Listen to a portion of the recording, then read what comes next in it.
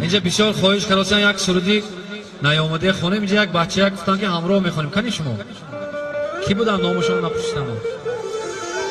استاد نقیب خان طغرل، شعر استاد نقیب خان طغرل.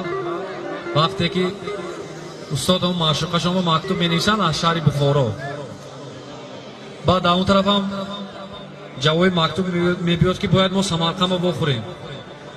بعد استاد نقیب خان میرن انتظار میشن و همون دوست داشتشان نمیبیان. بعد شتمی شعر می نویسن اون روزی وعده تو سر آمد نیامدی. ما آواز همراهی منه جورا جان هم میخونیم. نامتان چی؟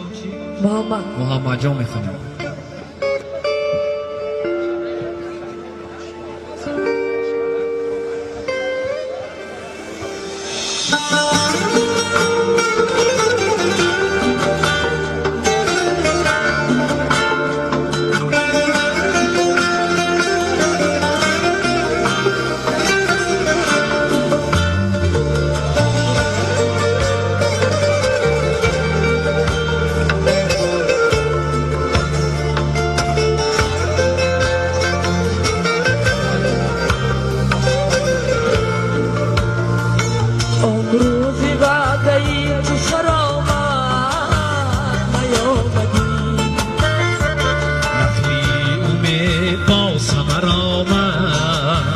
نیامدی در انتظاری وعدتن در رهی بخار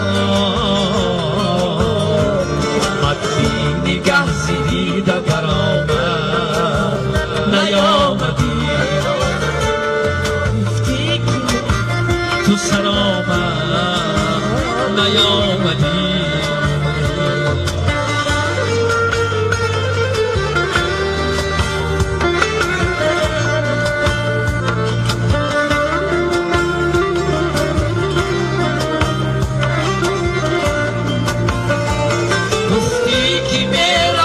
سمرقند نزدی تو لحمه حلیمه شکر آمد نیامدی بحری نثار مقدمت گلشنی سخن جان استنی فسرده برآمد نیامدی جان استنی فسرده برآمد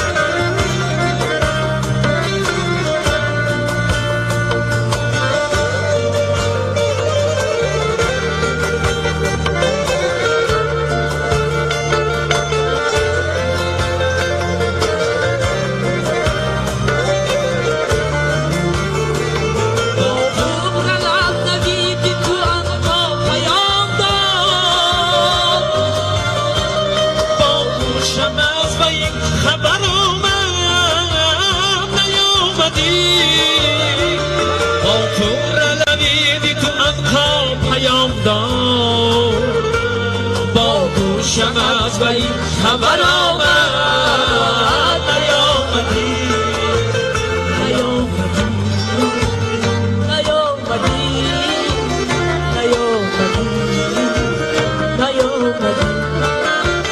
نیامدی نیامدی نیامدی نیامدی نیامدی نیامدی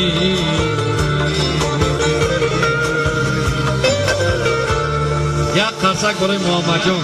آفرین بایگون تو میخونید؟ کدام سروده خونیم برای شما؟